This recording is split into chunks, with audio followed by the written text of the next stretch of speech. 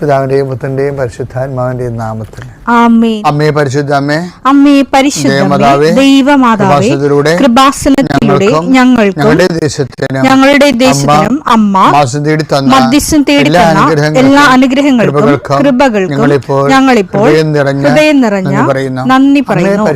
അമ്മേ പരിശുദ്ധമ്മേ, ദൈവമാതാവേ, 2004 ഡിസംബർ 7 ഉച്ചകഴിഞ്ഞ് 2:30 കൃപാസനത്തിൽ സംഭവിച്ച അമ്മയുടെ പ്രത്യക്ഷപ്പെടലിനെക്കുറിച്ച് തിരുസഭയ്ക്ക് സമർപ്പിച്ചിരിക്കുന്ന പഠനരേഖകളുടെ മേൽ സഭാത്മകമായ പഠനം ആരംഭിക്കുവാൻ ഞങ്ങൾ പ്രാർത്ഥിക്കുന്നു.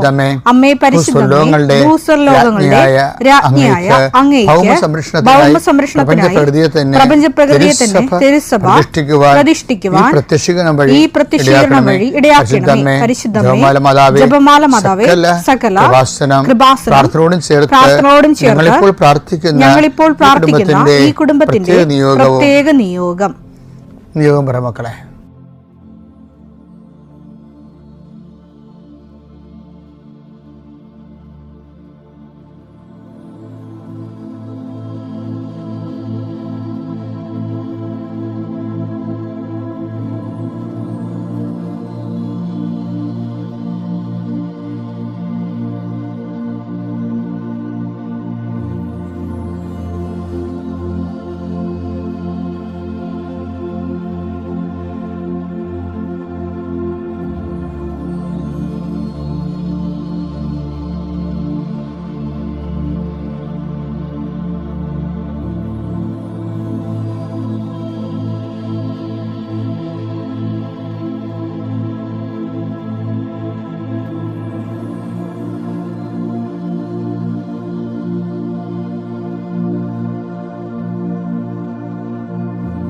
അമ്മയുടെ പ്രത്യക്ഷീകരണത്തിന്റെ ഈ അനുഗ്രഹവേളയിൽ ഞങ്ങൾക്ക് സാധിച്ചു തരുവാൻ കനിയണമേ.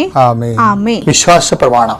സർവശക്തനായ പിതാവും ആകാശത്തിന്റെയും ഭൂമിയുടെയും സൃഷ്ടാവുമായ ദൈവത്തിൽ ഞാൻ വിശ്വസിക്കുന്നു. അവിടുത്തെ ഏകപുത്രനും ഞങ്ങളുടെ കർത്താവുമായ ഈശോ മിശിഹായിലും ഞാൻ വിശ്വസിക്കുന്നു. ഈ പുത്രൻ പരിശുദ്ധാത്മാവിനാൽ ഗർഭസ്ഥനായി കന്യകാമറിയത്തിൽ നിന്ന് പിറന്ന് പൊന്തിയോസ് പീലാത്തോസിന്റെ കാലത്ത് പീഡകൾ സഹിച്ച് കുരിശിൽ തറയ്ക്കപ്പെട്ട് മരിച്ച് അടക്കപ്പെട്ട് പാതാളങ്ങളിൽ ഇറങ്ങി മരിച്ചവരുടെ ഇടയിൽ നിന്ന് 3-ാം നാൾ ഉയർത്ത് സ്വർഗത്തിലേക്ക് എഴുന്നള്ളി സർവശക്തിയുള്ള പിതാവായ ദൈവത്തിന്റെ വലതുഭാഗത്തിരിക്കുന്നു. അവിടെ നിന്ന് ജീവിക്കുന്നവരെയും മരിച്ചവരെയും വിധിക്കുവാൻ വരുമെന്നും ഞാൻ വിശ്വസിക്കുന്നു. പരിശുദ്ധാത്മാവിലും ഞാൻ വിശ്വസിക്കുന്നു. വിശുദ്ധ കത്തോലിക്കാ സഭയിലും പുണ്യവാന്മാരുടെ ഐക്യത്തിലും പാപങ്ങളുടെ മോചനത്തിലും ശരീരത്തിന്റെ ഉയർപ്പിലും നിത്യമായ ജീവിതത്തിലും ഞാൻ വിശ്വസിക്കുന്നു. ആമേൻ. സുഖസ്ഥനായ ഞങ്ങളുടെ പിതാവേ, അങ്ങയുടെ നാമം പൂജിതമാകണമേ. അങ്ങയുടെ രാജ്യം വരണമേ. അങ്ങയുടെ തിരുമനസ് സ്വർഗത്തിലെ പോലെ ഭൂമിയിലും ആകണമേ. അന്നു വേണ്ടുന്ന ആഹാരം ഇന്ന് ഞങ്ങൾക്ക് തരണമേ. ഞങ്ങളോട് തെറ്റ് ചെയ്യുന്നവരോട് ഞങ്ങൾ ക്ഷമിക്കുന്നത് പോലെ ഞങ്ങളുടെ തെറ്റുകൾ ഞങ്ങളോടും ക്ഷമിക്കണമേ. ഞങ്ങളെ പ്രലോഭനത്തിൽ ഉൾപ്പെടുത്തരുതേ, തിന്മയിൽ ഞങ്ങൾ രക്ഷിക്കണമേ. ആമേൻ. നന്മ നിറഞ്ഞ മറിയമേ, സ്വസ്തി. കർത്താവ് അങ്ങയുടെ കൂടെ സ്ത്രീകളിൽ അങ്ങ് അനുഗ്രഹിക്കപ്പെട്ടവളാകുന്നു. അങ്ങയുടെ ഉദരത്തിൻ ഫലമായി ഈശോ അനുഗ്രഹിക്കപ്പെട്ടവനാകുന്നു. പരിശുദ്ധ മറിയമേ, തമ്പുരാന്റെ അമ്മേ, പാപികളായ ഞങ്ങൾക്ക് വേണ്ടി ഇപ്പോഴും ഞങ്ങളുടെ മരണസമയത്തും തമ്പുരാനോട് അപേക്ഷിക്കണമേ. ആമേൻ. കർത്താവേ, ഈ പ്രഭാതത്തിൽ അങ്ങയുടെ നാമം വിളിച്ച് അപേക്ഷിക്കുന്നു. അങ്ങയുടെ നാമം വിളിച്ച് അപേക്ഷിക്കുന്ന ഒരു മകൻ പോലും ഒരു മകൾ പോലും കർത്താവ് ലജ്ജിക്കാൻ ഇടയാക്കില്ല എന്ന് പ്രാർത്ഥിക്കുന്നു. കർത്താവേ, നിന്റെ തിരിച്ചുവരെ ഓർത്തുകൊണ്ട് പ്രാർത്ഥിക്കുന്നു. നിന്റെ തിരുവിലാല മുറിവിനെ ഞങ്ങൾ ഈ പ്രഭാതത്തിൽ കുമ്പിട്ട് ആരാധിച്ചുകൊണ്ട് പ്രാർത്ഥിക്കുന്നു. കർത്താവേ, ഞങ്ങൾക്ക് വേണ്ടി ക്രൂശിക്കപ്പെട്ടവനെ, ഞങ്ങൾക്ക് വേണ്ടി തിരുവിലാൽ മുറിവേറ്റവനെ, കർത്താവേ, ഞങ്ങൾക്ക് വേണ്ടി മുൾക്കട ചൂടിയവനെ, കർത്താവേ, നിന്റെ നാമം വിളിച്ചപേക്ഷിക്കുന്ന ഈ ഭാരപ്പെട്ട മക്കള്, കർത്താവേ, ഇന്ന് ഏറ്റെടുക്കേണ്ട ഉത്തരവാദിത്തങ്ങൾ, അധ്വാനിക്കുന്നതിനും ഭാരം വഹിക്കുന്നതിൻ്റെയൊക്കെ വരിക ഞങ്ങളെ ആശ്വസിപ്പിക്കാൻ നടത്തിയ കർത്താവേ, നിന്റെ ആശ്വാസം അക്ഷരാർത്ഥത്തിൽ ഈ പ്രാർത്ഥന കൊണ്ട് ഞങ്ങളുടെ മക്കളെ അനുഭവിക്കാൻ ഇടയാക്കണം പ്രാർത്ഥിക്കുന്നു. ഏത് കാര്യത്തിന് വേണ്ടിയാണോ, ഏത് കാര്യത്തിന് വേണ്ടി അങ്ങനെ മക്കൾ ഇപ്പോഴും ഭാരപ്പെട്ടിരിക്കുന്നത്, ആ വിഷയത്തിൽ കർത്താവ് ഇന്ന് രാത്രി 7 മണിക്കുള്ളിൽ ഒരു പരിഹാരം ഉണ്ടാകാൻ വേണ്ടി പ്രാർത്ഥിക്കുന്നു. ആ സാമ്പത്തിക വിഷയമാകാം, കോടതി കേസാകാം, വസ്തു വിൽപ്പനയോ വാങ്ങലോ ആകാം, അല്ലെങ്കിൽ പ്രതീക്ഷിച്ചുകൊണ്ടിരിക്കുന്ന ഒരു കത്താകാം, അല്ലെങ്കിൽ ഒരു ഇമെയിലാകാം, അല്ലെങ്കിൽ ഒരു അനുവാദമാകാം. എന്താണ് ഈശോ തടഞ്ഞു നിർത്തിയിരിക്കുന്നത്? ആ തടസ്സമെല്ലാം 40 വർഷം ഞാൻ അർപ്പിച്ച കൃപാനയുടെ യോഗ്യതയാണ്. കൃപാസ്ഥാനത്താറെ ജീവനോടെ പ്രത്യക്ഷപ്പെട്ട പരിശുദ്ധയുടെ മാധ്യസ്ഥത്തിൽ ഈശോ നാമത്തിൽ മാറിപ്പോകട്ടെ എന്ന് കൽപ്പിക്കുന്നു. രോഗികൾ, പീഡിതര്, മനപ്രയാസമുള്ളവർ, കുടുംബം തകർന്നുകൊണ്ടിരിക്കുന്നവർ, മക്കളെ ഓർത്ത് വേദി കൊള്ളുന്നവർ, വീടില്ലാത്തവർ, വഴിയില്ലാത്തവർ, കർത്താവ് അവർക്കെല്ലാം കർത്താവേ നിന്റെ സാന്ത്വനം നൽകിയ പുതിയ വഴി അവരെ കൊണ്ട് തന്നെ കണ്ടുപിടിക്കുന്നതിന് വേണ്ടി കർത്താവ് നീ അവരെ സഹായിക്കണം പ്രാർത്ഥിക്കുന്നു. സമീപസ്ഥരും വിദൂരസ്ഥരുമായ മക്കളെ കർത്താവിൻ്റെ ദൃശ്യത്തിലേക്ക് ഏൽപ്പിച്ച് പ്രാർത്ഥിക്കുന്നു. ദൈവമേ, മക്കളില്ലാത്തവരെ, ഗർഭശിശുക്കൾക്ക് വൈകല്യം ഉണ്ടെന്ന് സ്കാനിങ് റിപ്പോർട്ട് വന്നവരെ, അവിടെ വയറിൽ കർത്താവ് നീ ഇപ്പം നിന്റെ തിരുവാർന്ന വലതുകരം വെക്കണമെന്ന് പ്രാർത്ഥിക്കുന്നു. മക്കളില്ലാത്ത ഉദരങ്ങളിൽ കർത്താവ് നിന്റെ കൈകൾ വെച്ചുകൊണ്ട് കർത്താവ് അവർക്ക് കുഞ്ഞുങ്ങളെ നൽകി അനുഗ്രഹിക്കണം പ്രാർത്ഥിക്കുന്നു. പീഡിതരെ, സാമ്പത്തിക ബാധ്യത വിഷമിക്കുന്നവരെ, കേസ് അകപ്പെട്ടിരിക്കുന്നവരെ, ഭീഷണിക്ക് വന്നിരിക്കുന്നവരെ, ഓരോരുത്തരും ഡേറ്റ് പറഞ്ഞതിന് ശേഷം കർത്താവ് അത് പാലിക്കാൻ പറ്റാത്ത രീതിയിൽ വലിയ വിക്ഷോഭങ്ങളിലേക്കും പോകുന്നവർ, അതിൻ്റെ മാനസിക സമ്മർദ്ദം അനുഭവിക്കുന്നവരെ കർത്താവിൻ്റെ കരുണ അവിടെ സ്ഥാപിക്കുകയും അതിനെല്ലാം അതിജീവിക്കാനുള്ള പുതിയ മാർഗങ്ങളെ കർത്താവ് കണ്ടുപിടിക്കുകയും കർത്താവ് ധൈര്യമായിരിക്കുക ഞാൻ നിന്നോട് കൊണ്ടുവന്നളിച്ച കർത്താവിൻ്റെ സാന്നിധ്യം അനുഭവിക്കാൻ ഇടയാകാൻ കൃപാസ്ഥാനത്താറെ ജീവനോടെ പ്രത്യക്ഷപ്പെട്ട പരിശുദ്ധ അമ്മയുടെ കരങ്ങളിലേക്ക് നിന്റെ കുടുംബത്തെ ഞാൻ ഏൽപ്പിച്ചുകൊണ്ട് പിതാവിൻ്റെയും പുത്രൻ്റെയും പരിശുദ്ധ നാമത്തെ നിന്നെ ആശീർവദിക്കും. എൻ്റെ പ്രിയപ്പെട്ടവരെ, മറിയം ഉയർത്തിയ ഒരു ബാനർ, മറിയം ഉച്ചത്തിൽ പ്രഘോഷിച്ച ഒരു സ്ലോഗൻ എന്താണത്? ക്രിസ്തുവിനെ തേടിപ്പിടിക്കൂ, ജീവിതത്തെ വീണ്ടെടുക്കൂ. അതാണ് ക്രിസ്തുവിനെ തേടിപ്പിടിക്കും. ഇപ്പം എന്തിനൊക്കെ പണ്ട് പറഞ്ഞില്ലേ, ഗരീബി കിട്ടാവൂ എന്താ, ദാരിദ്ര്യം അകറ്റു, പണിയെടുക്കൂ എന്നൊക്കെ പറഞ്ഞില്ലേ. അതുപോലെ അമ്മ ഉയർത്തിയ ഏറ്റവും വലിയ മുദ്രാവാക്യമാണ് എന്താണ്? ക്രിസ്തുവിനെ തേടിപ്പിടിക്കൂ, ഇല്ലായ്മയ്ക്ക് പരിഹാരം കാണും. അതാരും പറഞ്ഞ അമ്മ പറഞ്ഞല്ലേ. ആ കാനായിലെ കുടുംബത്തിൽ നിൽക്കുമ്പോൾ അമ്മ ഉയർത്തിയ സ്ലോഗനാണ്. ആ കുടുംബത്തിലെ കുറച്ച് ഇല്ലായ്മയും കണ്ടപ്പോൾ അമ്മ യേശുവിൻ്റെ അടുത്തേക്ക് റഷ് ചെയ്യാൻ, എന്നിട്ട് ആ ഇല്ലായ്മ പറയേണ്ട ആൾ ഈശോയാണെന്ന് ലോകത്തിന് അടയാളപ്പെടുത്തി കൊടുത്തത് അമ്മയാണ്. അതാണ് receive Jesus Christ and get saved. Receive Jesus Christ and get pacified. Receive Jesus Christ and get contented. എല്ലാത്തിനും പരിഹാരം. നിന്റെ ആന്തരിക ശൂന്യതാ ബോധങ്ങൾക്കും സാത്വിക സ്വത്വങ്ങൾ കൊണ്ട് നിറക്കുന്നത് ക്രിസ്തുവാണ്. അതാണ് മകനെ അവർക്ക് വീഞ്ഞില്ല എന്ന് പറയുന്നത്. ഒരില്ലായ്മ, വീഞ്ഞവിടെ ഒരു ആ വിഷയം അവതരിപ്പിക്കാനുള്ള ഒരു മാധ്യമം മാത്രമാണ്. വിഷയം എന്താണ്? മനുഷ്യജീവിതത്തിൻ്റെ ഇല്ലായ്മകളും പോരായ്മകളുമാണ്. ഇതെല്ലാം പരിഹാരം അമ്മ നിശ്ചയിക്കേണ്ടത്. ആ അർത്ഥത്തിലാണ് ഉടമ്പടിയിൽ അവൻ പറയണത് പോലെ ചെയ്യാൻ പറയണത്. ക്രിസ്തുവിനെ തേടിപ്പിടിക്കൂ, ഇല്ലായ്മയ്ക്ക് പരിഹാരം ഉണ്ടാക്കൂ എന്ന് പറഞ്ഞാൽ എങ്ങനെ പരിഹാരം ഉണ്ടാക്കണം എന്നാണ് ഉടമ്പടി പറയണത്. എന്താണ്? അവൻ പറയണത് പോലെ ജീവിച്ചുകൊണ്ട്. യോഹന്നാൻ 1:1 മൂന്നാം ദിവസം ഗലീലയിലെ കാനായിൽ ഒരു വിവാഹ വിരുന്ന് നടന്നു. യേശുവിന്റെ അമ്മ അവിടെ ഉണ്ടായിരുന്നു. യേശുവും ശിഷ്യന്മാരും വിരുന്നിന് ക്ഷണിക്കപ്പെട്ടിരുന്നു. അവിടെ വീഞ്ഞു തീർന്നു പോയപ്പോൾ യേശുവിന്റെ അമ്മ അവനോട് പറഞ്ഞു, അവർക്ക് വീഞ്ഞില്ല. യേശു അവളോട് പറഞ്ഞു, സ്ത്രീയെ, എനിക്ക് നിനക്കും എന്ത്? എന്റെ സമയം ഇനിയും ആയിട്ടില്ല. അവന്റെ അമ്മ പരിചാരകരോട് പറഞ്ഞു, അവൻ നിങ്ങളോട് പറയുന്നത് ചെയ്യുവിൻ. ഇതിൻ്റെ അകത്തെല്ലാം ദൈവാനുഭവത്തിന്റെ ദൈവിക പദ്ധതിയുടെ മർമ്മം ഉണ്ടെന്ന് എങ്ങനെ വെളിപ്പെട്ടത്? കൃപാസനത്തിൽ മാതാവിൻ്റെ പ്രത്യക്ഷീകരണത്തിൻ്റെ ഒരു ദാനമാണ്, ഉപദാനം. എന്താണത്? ദുരന്തമുണ്ടാകുമ്പോൾ പ്രാർത്ഥിക്കണമെന്നാണ് അമ്മ പറഞ്ഞത്. എന്ത് പ്രാർത്ഥിക്കണം? എന്നാണ്. ഉടമ്പടി എടുത്ത് പ്രാർത്ഥിക്കണം. അതാണ് സംഭവം. എല്ലാ വിഷയങ്ങൾക്കും ദൈവിക നിർദ്ധാരണ പരിഹാര മാർഗമാണ് ഉടമ്പടി. അപ്പം നീ ഉടമ്പടിയിലാണെങ്കിൽ സ്ട്രോങ് ആയിട്ട് അവരെ അബൈഡ് ചെയ്യാൻ നോക്കുക. ദൈവം നിങ്ങളെ അനുഗ്രഹിക്കട്ടെ.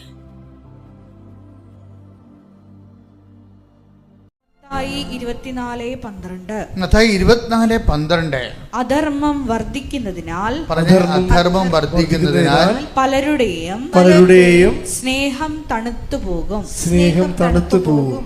പലരുടെയും എന്നല്ല, എല്ലാവരുടെയും എന്ന് പറഞ്ഞിട്ടില്ലേ. ചില അപ്പാവികളുടെ ദൈവസ്നേഹമാണ് തണുത്തു പോണത്. അപ്പോൾ ഇതാണ് നമ്മൾ ടാർഗറ്റ് ചെയ്യേണ്ട സംഭവം. എന്ന് വെച്ച് കഴിഞ്ഞാൽ ചില സമയത്ത് അധർമ്മം വർദ്ധിക്കും. അധർമ്മം എന്ന് പറയണത് ഇപ്പം തന്നെ ഉദാഹരണത്തിന് പല വീടുകളിൽ അധർമ്മം അനുഭവിക്കുന്നത് ഒത്തിരി പേരുണ്ട്. അധർമ്മം അനുഭവിക്കുന്നവരുണ്ട്. കാര്യം വീടുകളിൽ പലതരത്തിലുള്ള അധർമ്മം വരും. ചിലപ്പോൾ മൂത്ത മകന് ഓടായിരിക്കും ഈ അപ്പനും അമ്മയ്ക്കൊക്കെ സ്നേഹം. അപ്പോൾ ഇളയവന് എങ്ങനെയെങ്കിലും അവിടെ നിന്ന് പാഴ്സൽ ചെയ്യാൻ അവർ നോക്കും. ചിലപ്പോൾ മൂത്ത മരുമകൾ വന്നിട്ട് ഇവരെല്ലാത്തിൻ്റെയും കയ്യിലെടുക്കും.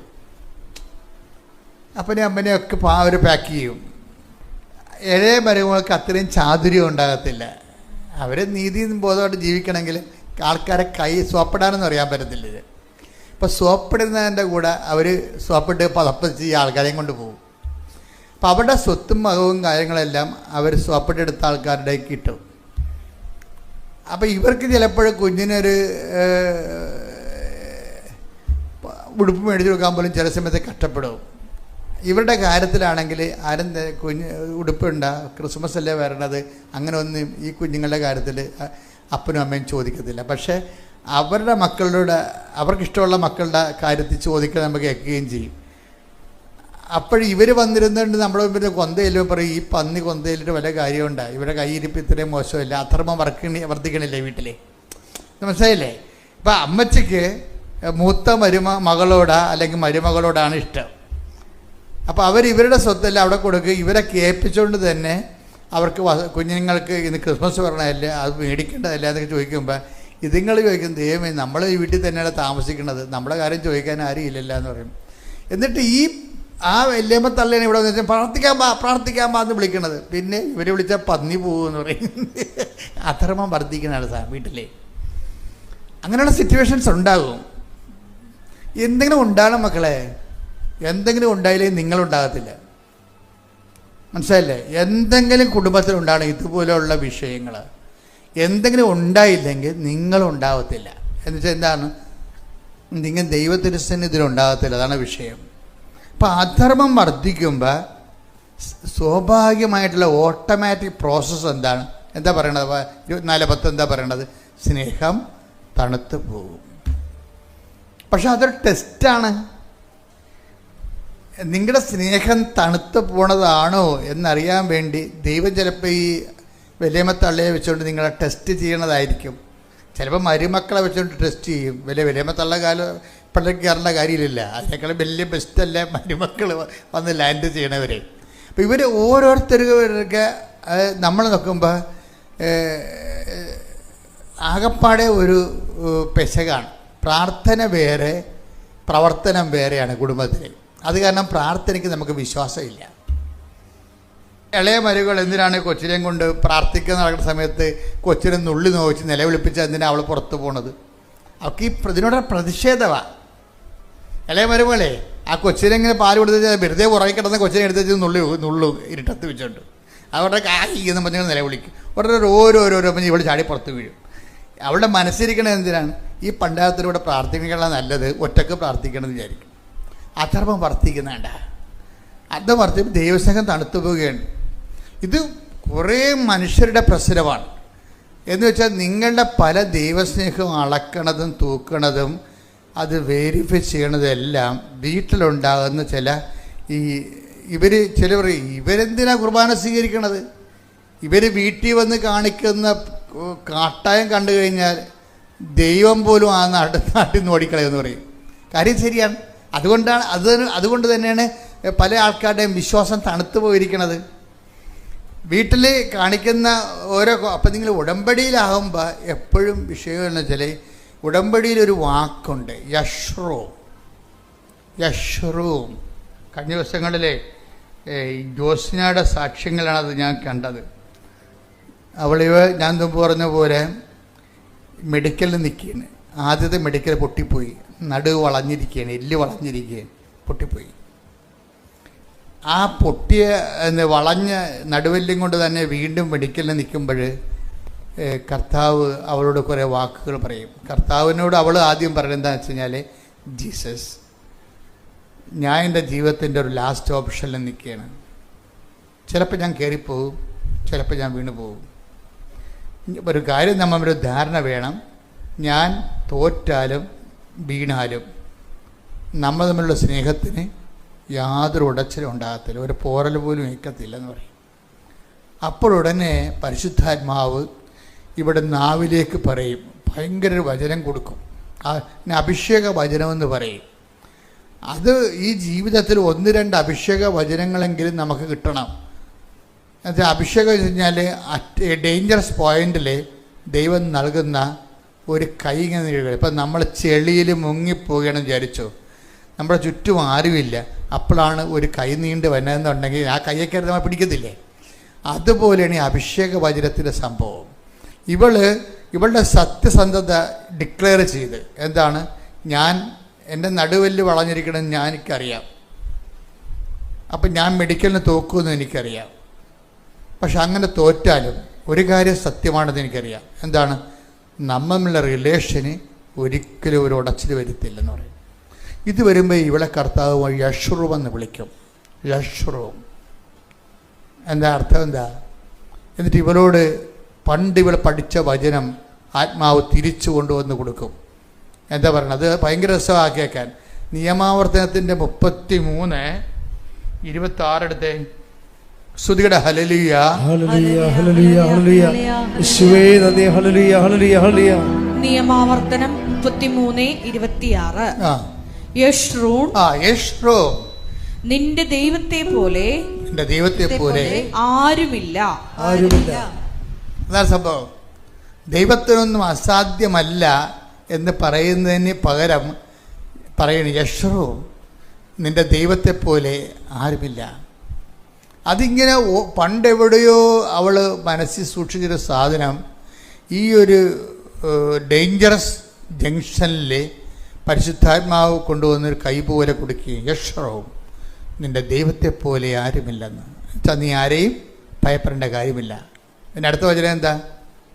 നിന്നെ സഹായിക്കാൻ, നിന്നെ സഹായിക്കാൻ അവിടുന്ന് വിഹായസിലൂടെ മഹത്വപൂർണനായി മേഘത്തിന്മേൽ സഞ്ചരിക്കുന്നു. മേഘത്തിന്റെ ചിറകിന്മേൽ സഞ്ചരിക്കുന്നു. ഇപ്പം ദൈവത്തിൻ്റെ മഹത്വപൂർണനുമായ, ആരാധ്യനായ, അജയനായ, അശ്വരൂഢനായ, മേഘസംവാഹകനായി കർത്താവ് വരികയാണ് ഇവളുടെ ജീവിതത്തിലോട്ട്. യശ്രൂം, നിന്റെ ദൈവത്തെ പോലെ ആരുമില്ല. അപ്പം യശ്രൂം എന്ന് വിളിക്കുന്നത് എന്താ കാര്യം? അതൊരു ഓമന പേരാശരിക്കും. യശ്രൂം എന്ന് വെച്ച് കഴിഞ്ഞാൽ ഇസ്രയേലിനെ ദൈവം വിളിക്കണ ഓമന പേരാ എന്ന് വെച്ചാൽ അതിൻ്റെ അകത്ത് കുറേ അർത്ഥങ്ങളുണ്ട്.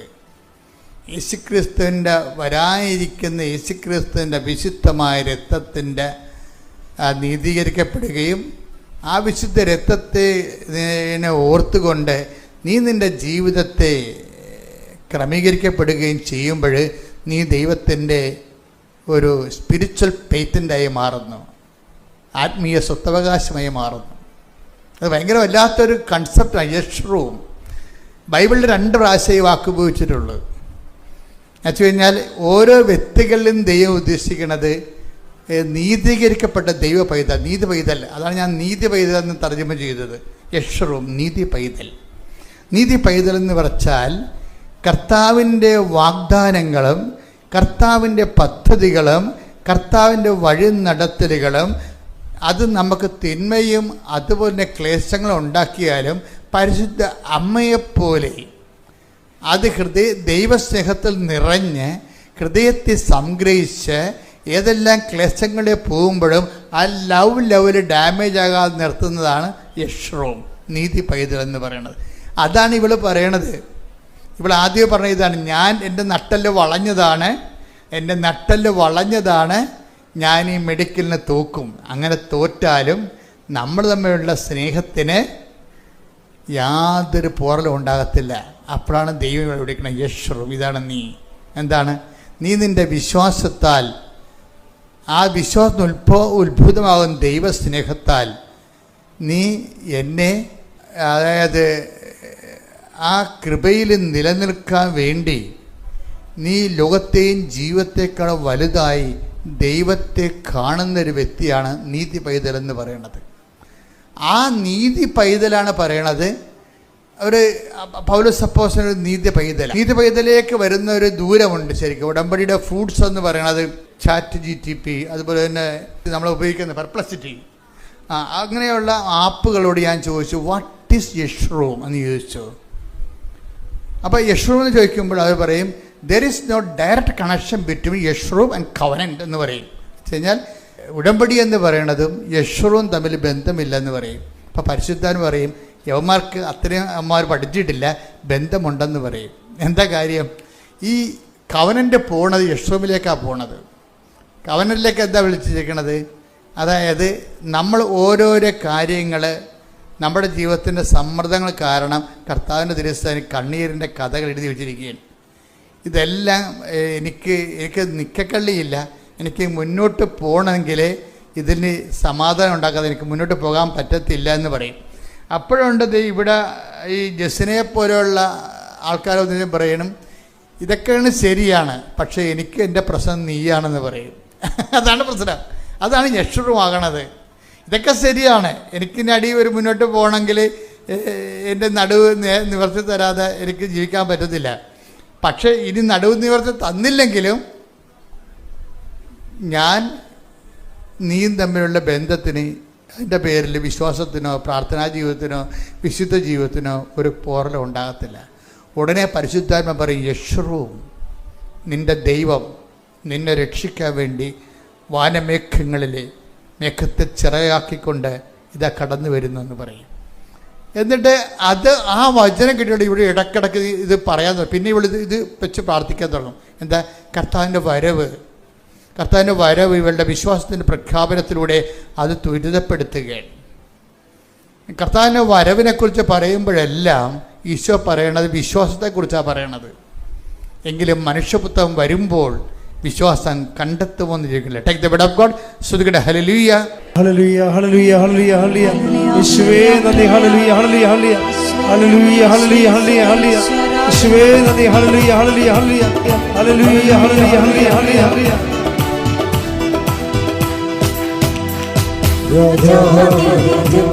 മഹിമയോടെ വാനമേഘത്തിൽ എഴുന്നള്ളുന്ന രാജാവേ രാജാവേ, മഹിമയോടെ വാനമേഘത്തിൽ എഴുന്നള്ളുന്ന ക്ലേശം തീർക്കുക നിത്യം ക്ലേശം തീർക്കുക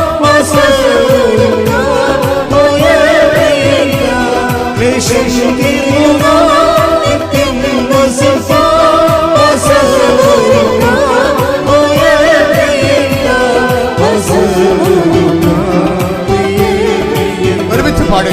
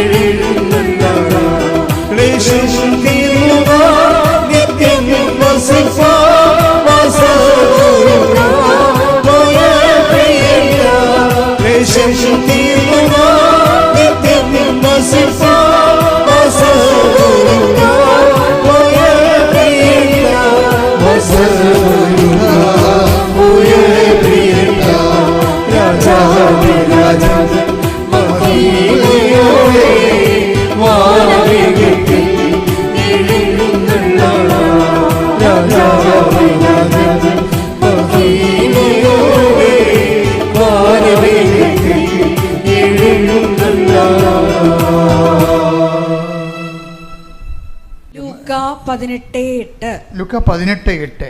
എങ്കിലും മനുഷ്യപുത്രൻ വരുമ്പോൾ ഭൂമിയിൽ വിശ്വാസം കണ്ടെത്തുമോ? അത് വിഷയം. അത് എന്ത് വിശ്വാസമാണ്? ഇപ്പം 18:8 ഉടമ്പടിയിൽ ഉപയോഗിക്കുന്ന ഈ റിഫൈൻഡ് ഫെയ്ത്താണ് ഉദ്ദേശിക്കുന്നത്. ഉടമ്പടിയിൽ ഉപയോഗിക്കുന്ന റോ ഫെയ്ത്ത് അല്ല. ഫെയ്ത്തിൽ തന്നെ റോ ഫെയ്ത്ത് ഉണ്ട്, റിഫൈൻഡ് ഫെയ്ത്ത് ഉണ്ട്. റിഫൈൻഡ് ഫെയ്ത്ത് എന്ന് പറയുന്നത് ടെസ്റ്റഡ് ഫെയ്ത്താണ്. റോ ഫെയ്ത്ത് എന്ന് പറയുന്നത് മാതാപിതാക്കന്മാരിൽ നിന്ന് കൈമാറി കിട്ടിയ കാരിസം ക്ലാസ്സിൽ കേട്ട വിശ്വാസമാണ്. റോ ഫെയ്ത്താണ്. ഈ റോ ഫെയ്ത്ത് എന്ന് പറയണത്, നമ്മൾ റോ എന്ന് പറയുന്നത് എന്താ? ഇപ്പോൾ ക്രൂഡ് ഓയിൽ എപ്പോഴും പറയാറുള്ള ഉദാഹരണമാണ് ക്രൂഡ് ഓയിൽ. ക്രൂഡ് ഓയിൽ വെച്ചൊന്നും നമുക്ക് ഈ വണ്ടിയൊന്നും ഓടിക്കാൻ പറ്റത്തില്ല. ഓടിക്കാൻ പറ്റുക? ക്രൂഡ് ഓയിൽ ഒഴിച്ചാൽ കാർ ഓടുക? ഇല്ല, ഓടത്തില്ല. അതിനെ ശുദ്ധീകരിച്ചിട്ട് അതിൻ്റെ ഡീസലോ പെട്രോളോ ആക്കി മാറ്റിയാൽ മാത്രമേ അത് റിഫൈൻഡ് ആക്കണം. ഓയിൽ റിഫൈനറി എന്നല്ലേ പറയുന്നത്, റിഫൈനറി. ഇതുപോലെ ഫെയ്ത്ത് റിഫൈനറി ഉണ്ട്. ആ സർവൈവ്ഡ് ആയിട്ടുള്ള ഫെയ്ത്ത് റിഫൈനറി എന്ന് വെച്ച് കഴിഞ്ഞാൽ ഇപ്പം മാതാപിതാക്കന്മാരിൽ നമുക്ക് വിശ്വാസം കിട്ടും. അവർ കത്തോലിക്കരായതും ക്രിസ്ത്യാനികളായതുകൊണ്ട് നമ്മളും ക്രിസ്ത്യാനികളായി പോകും. അത് റോ ഫെയ്ത്ത് എന്ന് പറയും. ആ ഫെയ്ത്ത് പ്രാക്ടീസ് ചെയ്താൽ നമുക്ക് നിത്യരക്ഷ ഓക്കെയാണ്. പക്ഷെ ആർജിത കൃപയ്ക്ക് സഹായകരമല്ല. ട്രഡീഷണൽ ഫെയ്ത്ത്, റോ ഫെയ്ത്ത് ആർജിത കൃപയ്ക്ക്. ആർജിത കൃപയെന്ന് പറയുന്നത് നമ്മുടെ അക്കൗണ്ടിൽ ആർജിക്കുന്ന കൃപയാണ്. ആർജിക്കുന്ന കൃപയെന്ന് പറയുമ്പോൾ അവിടെ ഉപയോഗിക്കുന്നത് റിഫൈൻഡ് ഫെയ്ത്താണ്. റിഫൈൻഡ് ഫെയ്ത്ത് എന്ന് പറയുന്നത് എന്താണ്? അഗ്നിപരീക്ഷകളെ അതിജീവിച്ച വിശ്വാസം. അതാണ് റിഫൈൻഡ് ഫെയ്ത്ത്, അതിജീവിത വിശ്വാസം. Take the word of God. സ്തുതിക്കട്ടെ. ഹല്ലേലൂയ, ഹല്ലേലൂയ, ഹല്ലേലൂയ, ഹല്ലേലൂയ, ഹല്ലേലൂയ. യേശുവേ നന്ദി. ഹല്ലേലൂയ, ഹല്ലേലൂയ. യേശുവേ ആരാധന, ആരാധന, ആരാധന. 1 പത്രോസ് 1:7. കാരണം അഗ്നിശോധനയെ അതിജീവിക്കുന്ന. അതാണ് കേട്ടാ പറഞ്ഞ അഗ്നിശോധന വരണം കണ്ടില്ലേ? അല്ല, മാതാപിതാക്കന്മാരിൽ നിന്ന് പാരമ്പര്യ വിശ്വാസം കിട്ടിയാൽ അത് റോ ഫെയ്ത്താ. ഇനി ഇതിന് എന്ത് ചെയ്യണം? അഗ്നിശോധനകളാണ്, വേറെ മാർഗമൊന്നുമില്ല. കുളിച്ചാൽ ശരിയാകത്തില്ല. തീ തന്നെ വേണം ഇതിന് സംഭവം. അഗ്നിശോധന വേണം. അഗ്നിശോധന എന്ത് ചെയ്യണം? അതിജീവിക്കുകയും ചെയ്യണം. അഗ്നിശോധന കത്തിപ്പോയാൽ പോയി. അഗ്നിശോധനയെ പറഞ്ഞ് അഗ്നിശോധനയെ അതിജീവിക്കുന്ന. 1 പത്രോസ് 1:7. ഏറ്റു പറഞ്ഞ അഗ്നിശോധനയെ അതിജീവിക്കുന്ന നശ്വരമായ സ്വർണത്തേക്കാൾ വിലയേറിയതായിരിക്കും പരീക്ഷകളെ അതിജീവിക്കുന്ന നിങ്ങളുടെ വിശ്വാസം. പരീക്ഷകളെ അതിജീവിക്കണത് വിശ്വാസമുണ്ട്. പിന്നെ പരീക്ഷകളെ അതിജീവിക്കുന്ന പ്രത്യാശയുണ്ട്. പരീക്ഷകളെ അതിജീവിക്കുന്ന ദൈവസ്നേഹമുണ്ട്. ഈ പരീക്ഷകളെ അതിജീവിക്കുന്ന ദൈവസ്നേഹത്തിൻ്റെ നിലവാരത്തിലേക്കാണ് ഈ ജോസിന വളർന്നു വന്നിരിക്കുന്നത്. എന്താ പറയണത്? ഇവളെ കർത്താവുമായിട്ട് സെൽഫി എടുത്ത് സങ്കടം വരുമ്പോൾ ഈ സെൽഫി നോക്കി ആ ദൈവസ്നേഹത്തിൽ ജീവിക്കുന്നയാളാണ്. അപ്പോൾ അവൾ നേരത്തെ പറയുകയാണ്, എങ്ങാനും ഞാൻ എൻ്റെ നട്ടിൽ വളഞ്ഞിരിക്കണ കാരണം എനിക്ക് മെഡിക്കൽ ടെസ്റ്റ് കിട്ടിയില്ലെങ്കിൽ പറഞ്ഞ് ഞാൻ എൻ്റെ പേര് നിൻ്റെ അടുത്ത് വാക്കിടാനോ വഴക്കുണ്ടാക്കാനോ പ്രാർത്ഥന കുറക്കാനോ ഒന്നും ഞാൻ തയ്യാറല്ല. അത് നേരത്തെ പറയണം. അതാണ് വിഷയം. മുൻകൂർ നടന്നിട്ട് പറയണം, നേരത്തെ പറയുകയാണ്. ജാമ്യം മേടിക്കുകയാണ് ശരിക്കും പറഞ്ഞാൽ. എന്ന് വെച്ച് കഴിഞ്ഞാൽ ഈ മെഡിക്കലിന് തോക്കണത് കർത്താവിൻ്റെ സ്നേഹത്തിൽ നിന്ന് എന്നെ പിന്തിരിപ്പിക്കത്തില്ല. അതാണ് ഈ അതിജീവിത ദൈവസ്നേഹം എന്ന് പറയണത്. അതായത് നമ്മൾക്ക് എന്തെങ്കിലും പല ആൾക്കാരുടെയും വിശ്വാസത്തെയും ദൈവസ്നേഹത്തെയും ഒന്നും ദൈവം അംഗീകരിക്കണില്ല. അതാണ് ഏറ്റവും വലിയ പ്രശ്നം. ദൈവം ഈ റോ ഫെയ്ത്ത് ആണെങ്കിൽ ഇപ്പം അപ്പന്മാരിൽ നിന്ന് കിട്ടിയ വിശ്വാസമാണ്, അല്ലെങ്കിൽ പള്ളിയിൽ നിന്ന് കരിസ്ത് കിട്ടിയ വിശ്വാസമാണെങ്കിൽ ദൈവം പറയും ഇറ്റ്സ് ഓക്കെ, അത് നിനക്ക് അതിൻ്റെ അകത്ത് മുതൽ മുടക്കമൊന്നും ഇല്ലല്ലോ എന്ന് പറയും. വാട്ട് ഈസ് യുവർ ഇൻവെസ്റ്റ്മെൻറ്റ് എന്ന് ചോദിക്കും. അത് ഭയങ്കര ചോദ്യമാണ്. അപ്പൻ്റെയൊക്കെ ഒന്ന് കിട്ടിയ വിശ്വാസമാണെന്ന് പറയുമ്പോൾ ദൈവം ചോദിക്കും വാട്ട് ഈസ് യുവർ ഇൻവെസ്റ്റ്മെൻറ്റ്. അപ്പോൾ നമ്മൾ പറയും ബബ്ബ ജപ ജപ, ഒരു സാധനം ഇല്ല എൻ്റെ അകത്ത്. അത് ഭയങ്കര ഗതികെട്ട ജീവിതമാണ്.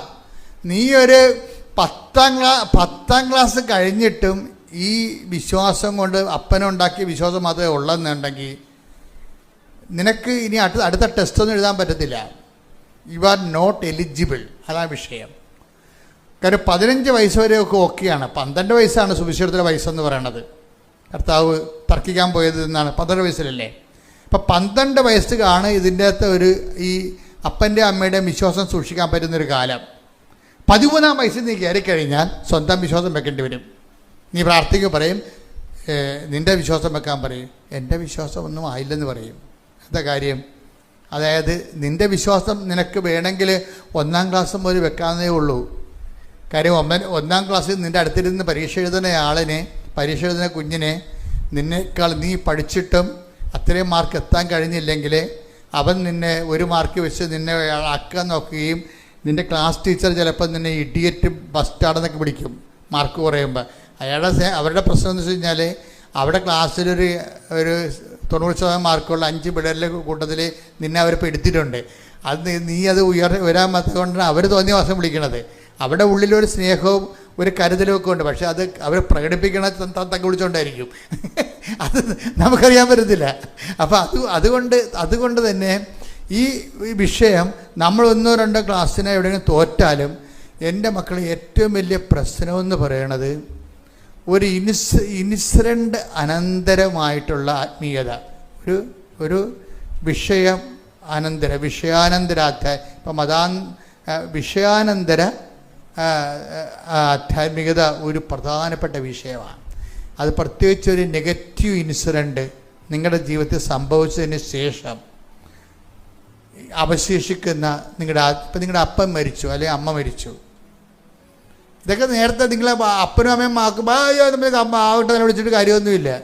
ആദ്യമേ തന്നെ ബോധവും ബുദ്ധിയുള്ളപ്പോൾ തന്നെ നിങ്ങൾ മനസ്സിലാക്കണം, ഈ ആൾക്കാരെല്ലാവരും ഇന്നല്ലെങ്കിൽ നാളെ ഗുഡ് ബൈ പറഞ്ഞ് പിരിയേണ്ടതാണ്. അത് ക്ലിയർ. ആദ്യമേ ചിന്തിക്കണം നമ്മൾ.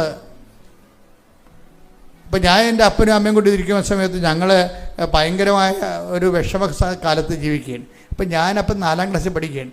അപ്പം അപ്പനും അമ്മയും ഉണ്ട് കൊണ്ടിരിക്കും. അപ്പം ഞാൻ പറയും നമുക്ക് അപ്പം അന്ന് ഞങ്ങൾക്ക് നല്ല വീടൊന്നുമില്ല. അപ്പം ഞാൻ പറയും സാരമില്ല, ഞാൻ വലുതാകുമ്പോൾ നിങ്ങൾക്ക് സിമിത്തേരി നല്ല വീട് കെട്ടിത്തരാമെന്ന് പറയും.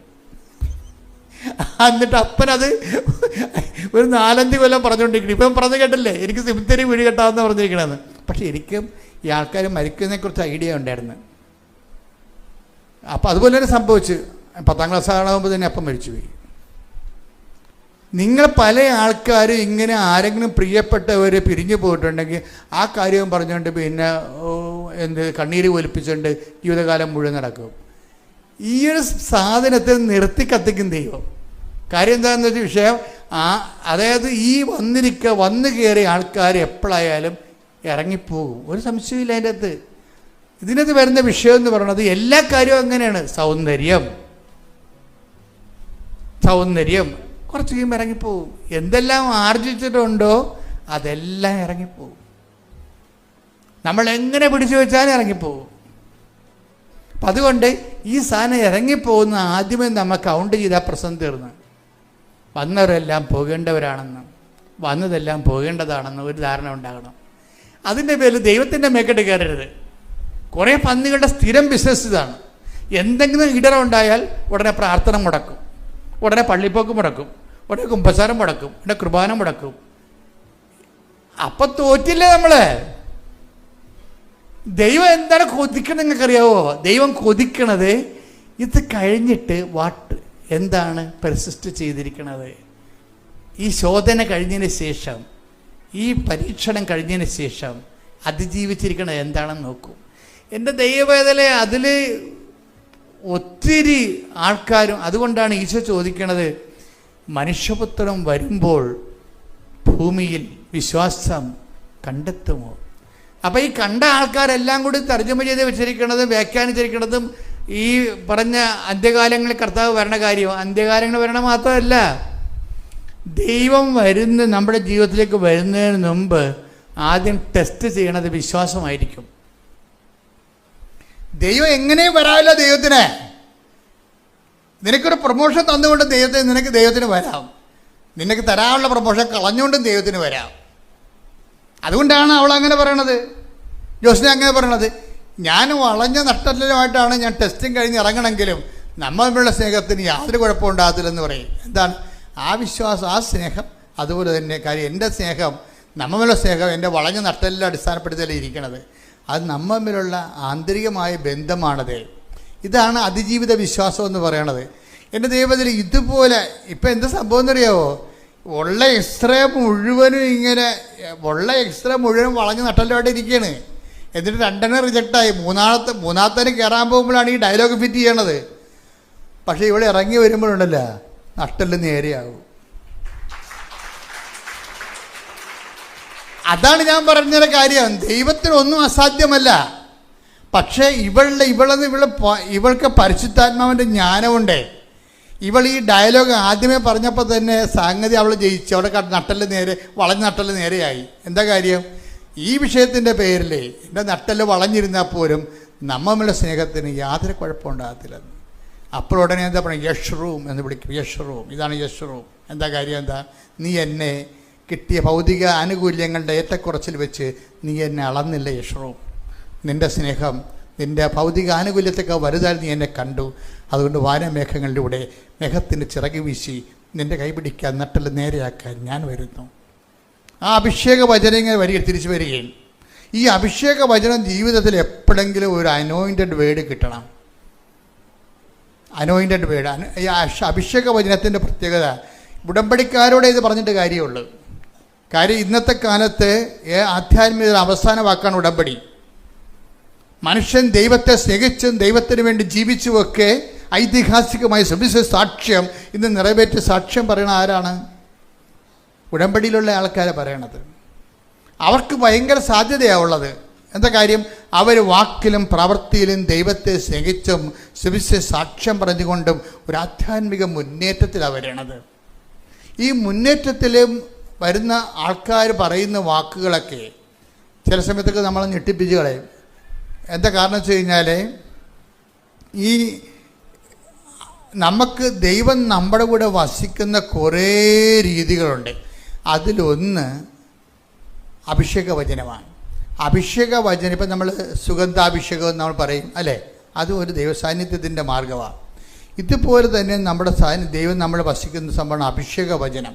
അഭിഷേക വചനം എന്ന് പറയുമ്പോൾ നിങ്ങളിങ്ങനെ ദൈവത്തെ സ്നേഹിച്ചും, ഇപ്പോൾ അരമണിക്കൂർ ഉടമ്പടി വചനം വായിക്കണമല്ലോ. ചില ആൾക്കാർ 1 മണിക്കൂർ വായിക്കും, ചില ആൾക്കാർ 5 മിനിറ്റ് വായിച്ചിട്ട് മടക്കി വെച്ചിട്ട് വീട്ടിൽ പോകും. അതാണ് വിഷയം. പലരും പല രീതിയിലാണ് കാണുന്നതേ.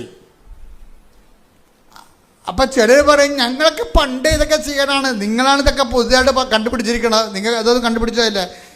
പണ്ട് ചെയ്തോ ഇപ്പം ചെയ്തോ അല്ല പ്രശ്നം, എന്ത് ചെയ്തു എന്നല്ല പ്രശ്നം, എങ്ങനെ ചെയ്തു എന്നാണ് വിഷയം. ഓരോ വചനം കേൾക്കുമ്പോഴും ആ വചനത്തിലൂടെ ദൈവം നമ്മളോട് സംസാരിക്കുന്നു. ആ ദൈവത്തിൻ്റെ സംസാരം തക്ക സമയത്ത് നമുക്ക് ഉപകരിക്കാൻ വേണ്ടി അത് അനോയിൻറ്റഡ് വേർഡ് പോലെ നമ്മുടെ ഉള്ളിൽ ദൈവം നിക്ഷേപിക്കും. എന്നിട്ട് സമയമാകുമ്പോൾ ഇതിങ്ങനെ ഓപ്പണായിട്ട് വരും. സമയമാകുമ്പോഴാണ് ഇത് ഓപ്പണായിട്ട് വരണത്. നിങ്ങളുടെ ന്യായാധിപ സംഘം നിൽക്കുമ്പോഴേ എന്ത് സംസാരിക്കണമെന്ന് മുൻകൂട്ടി ചിന്തിക്കേണ്ട. നിങ്ങൾ പറയേണ്ടത് എന്താണ്, ആ സമയത്ത് അറിവ് നൽകും. Take the word of God. ശ്രദ്ധിക്കട്ടെ. ഹല്ലേലൂയ, ഹല്ലേലൂയ, ഹല്ലേലൂയ, ഹല്ലേലൂയ. യേശുവേ നന്ദി. ഹല്ലേലൂയ, ഹല്ലേലൂയ, ഹല്ലേലൂയ, ഹല്ലേലൂയ, ഹല്ലേലൂയ, ഹല്ലേലൂയ, ഹല്ലേലൂയ. യേശുവേ ആരാധന, ആരാധന, ആരാധന, ആരാധന. യേശുവേ നന്ദി. മഹത്വം, മഹത്വം, മഹത്വം, മഹത്വം, മഹത്വം, മഹത്വം.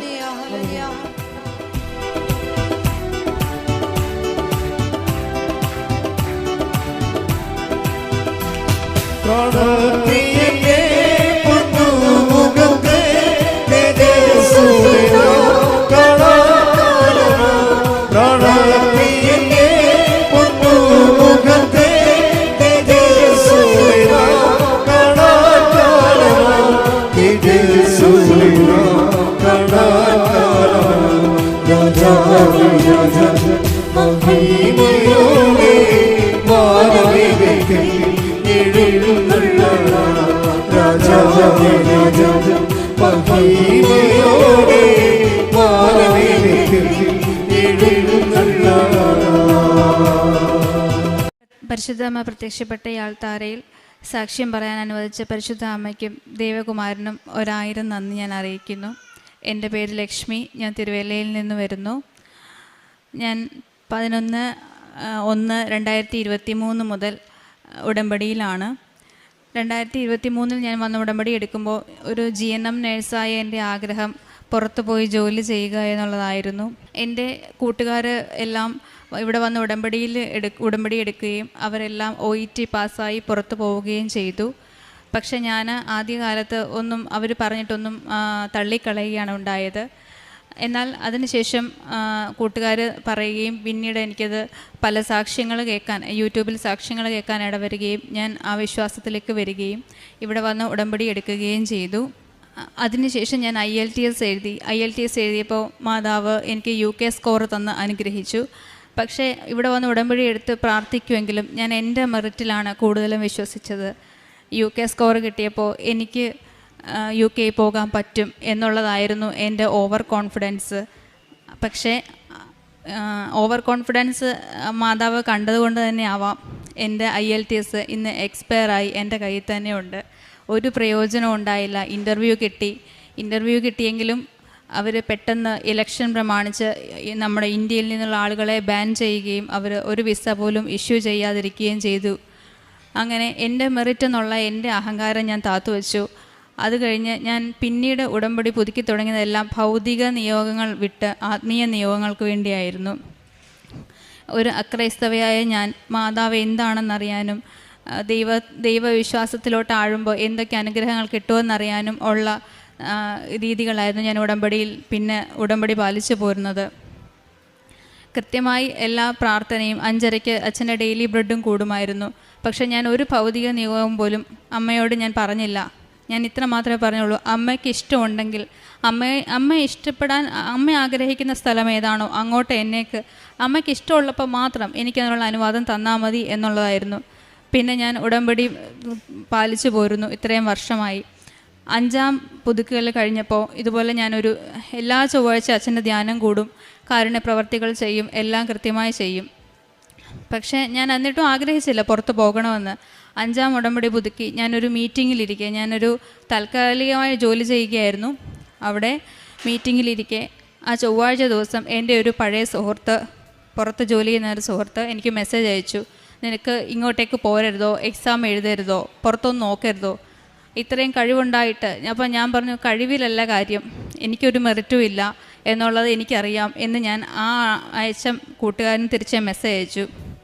അങ്ങനെ പിന്നീട് എനിക്കൊരു സംശയം, ഇത് അമ്മ എന്നെ തോന്നിപ്പിച്ചാണോ? ചൊവ്വാഴ്ച ദിവസം തന്നെ എനിക്ക് മെസ്സേജ് വന്നെങ്കിൽ പിന്നെ എനിക്ക് പേടിയായിരുന്നു. കാരണം എനിക്ക് എൻ്റെ മെറിറ്റെന്ന് വിശ്വസിക്കാൻ എനിക്കൊരാഗ്രഹവും ഇല്ല. അങ്ങനെ ഞാൻ അമ്മയുടെ മുൻപിൽ വന്നു. സന്ധ്യാപ്രാർത്ഥന കൂടുന്ന സമയത്ത് ഞാൻ അമ്മയോട് ചോദിച്ചു, അമ്മ എനിക്കിന്നൊരു ഉത്തരം തരണം, എന്താണ് ഞാൻ ചെയ്യേണ്ടത്? അങ്ങനെ ഞാൻ അമ്മയുടെ മുൻപിൽ എല്ലാ കാര്യങ്ങളും ഞാൻ ടോസിട്ട് നോക്കും. അങ്ങനെ ടോസിട്ട് നോക്കിയപ്പം അമ്മ മുന്നോട്ട് നീങ്ങാൻ തന്നെ പറഞ്ഞു. ഞാൻ അങ്ങനെ മുന്നോട്ട് നീങ്ങി അങ്ങനെ എക്സാമിന് ഡേറ്റ് എടുത്തു. എക്സാമിന് ഡേറ്റ് എടുക്കുന്നതിന് മുൻപ് ജോസഫ് അച്ഛനെ വന്ന് കാണുകയും അച്ഛൻ്റെ കൈവെപ്പ് പ്രാർത്ഥന കൂടുകയും ചെയ്തു. അച്ഛൻ അനുഗ്രഹം വാങ്ങിച്ചുകൊണ്ടാണ് ഞാൻ എക്സാമിന് പോകുന്നത്. Exam centre Thiruvalla railway station തൊട്ട് ട്രെയിനിൽ ചെന്നൈയിലായിരുന്നു എക്സാം. ചെന്നൈ ഞാൻ താമസിച്ച ഹോട്ടലിൽ, റൂമിൽ എല്ലാം ഞാൻ ഉപ്പിട്ട് പ്രാർത്ഥിച്ചുകൊണ്ടാണ് പോയത്. കാരണം എൻ്റെ മെറിറ്റ് കൊണ്ട് എനിക്ക് എക്സാം കിട്ടത്തില്ലെന്ന് എനിക്കറിയായിരുന്നു. അതുപോലെ ക്വസ്റ്റ്യൻ പ്രാക്ടീസ് ചെയ്തപ്പോൾ അതുപോലെ പാടായിരുന്നു. എനിക്ക് പാസ് മാർക്ക് പോലും കിട്ടാറില്ലായിരുന്നു. അങ്ങനെ ഞാൻ പോകുന്ന സമയത്ത് പക്ഷേ ഞാൻ ഹസ്ബൻഡിനോടൊന്നും പറഞ്ഞില്ല ഞാനിങ്ങനെ പ്രാക്ടീസ് ചെയ്യുമ്പോൾ എനിക്കിങ്ങനെയാണ് കിട്ടുന്നതെന്നൊന്നും. കാരണം അറിയുമ്പോൾ വിഷമപ്പെടിക്കണ്ട. പക്ഷേ ഞാൻ പ്രാർത്ഥിച്ചു, ഉറച്ച് വിശ്വസിച്ചു അമ്മ എൻ്റെ ഒപ്പം വരുമെന്ന്. ജോസഫ് അച്ഛൻ പറയുന്ന പോലെ സഞ്ചാരി മാതാവ് എൻ്റെ കൂടെ വരുമെന്ന് ഞാൻ വിശ്വസിച്ചു.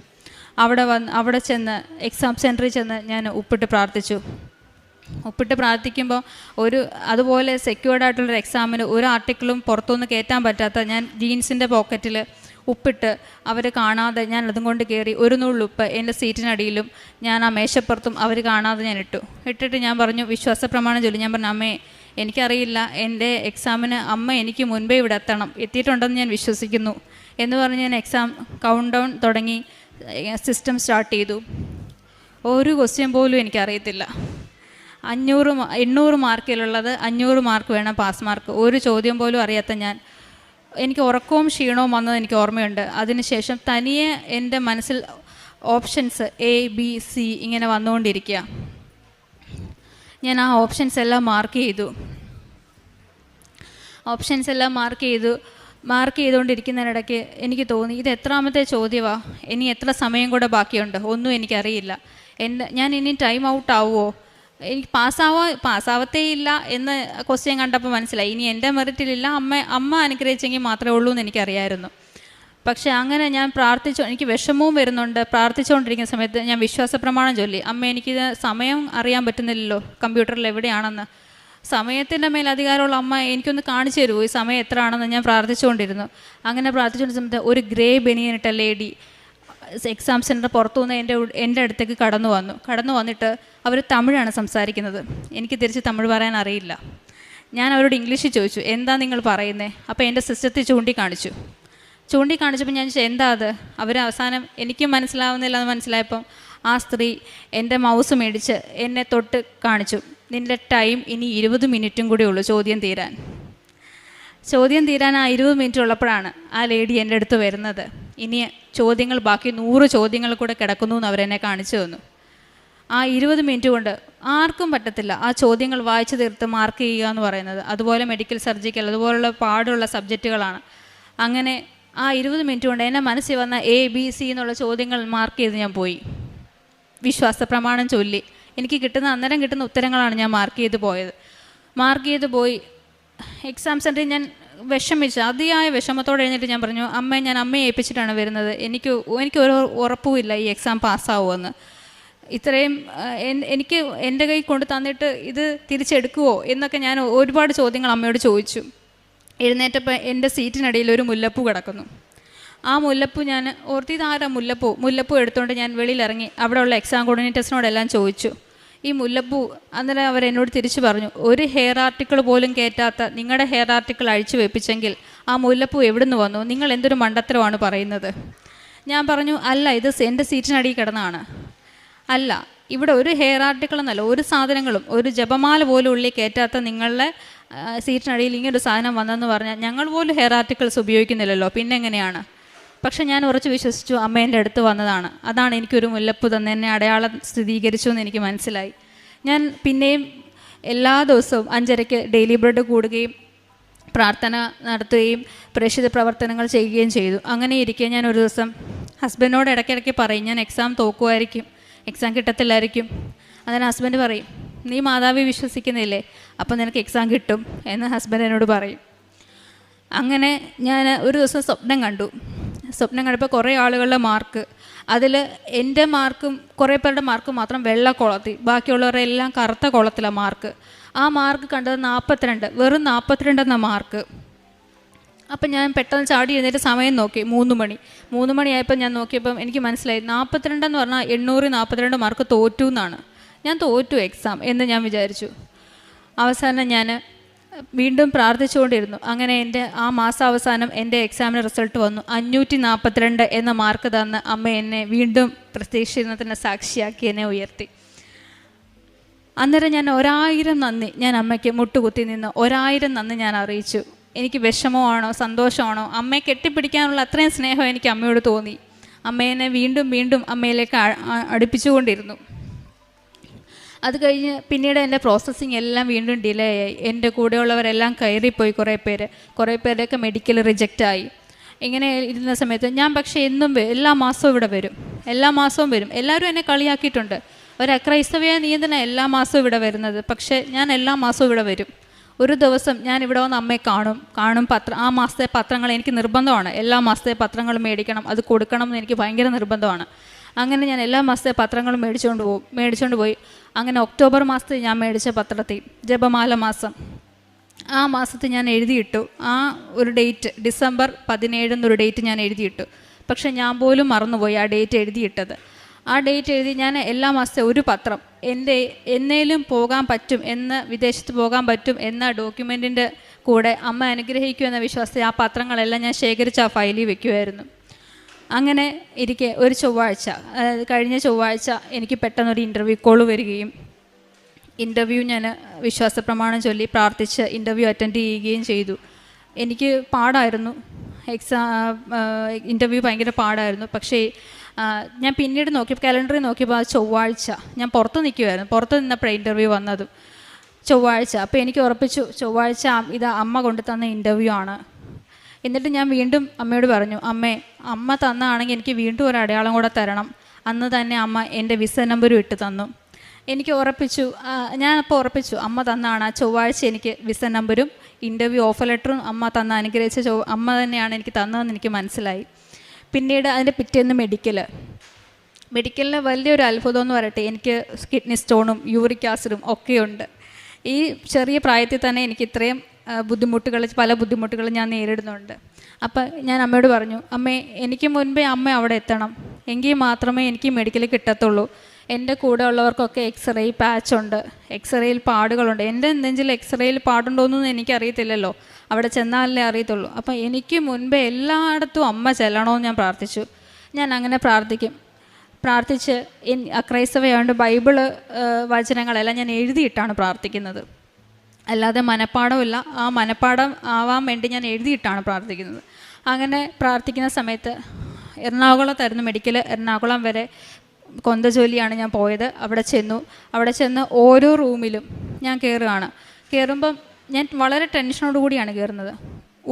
ഉപ്പും ഈ പറഞ്ഞ പോലെ ജീൻസിൻ്റെ പോക്കറ്റിൽ ഇട്ടേക്കുന്നത്, അവർ കാണാതെ ജീൻസിൻ്റെ പോക്കറ്റിൽ ഇട്ട് തൈലം ബാഗിനകത്ത് പാത്ത് വെച്ചിട്ട് ആണ് കൊണ്ടുപോകുന്നത്.